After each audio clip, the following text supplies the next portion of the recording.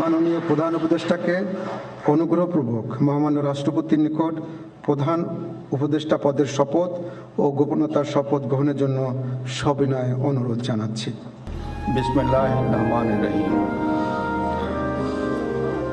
প্রধান উপদেষ্টার শপথ। আমি মোহাম্মদ ইউনুস উপদেষ্টা পদের শপথ ও গোপনতার শপথ গ্রহণের জন্য সবিনয় অনুরোধ জানাচ্ছি।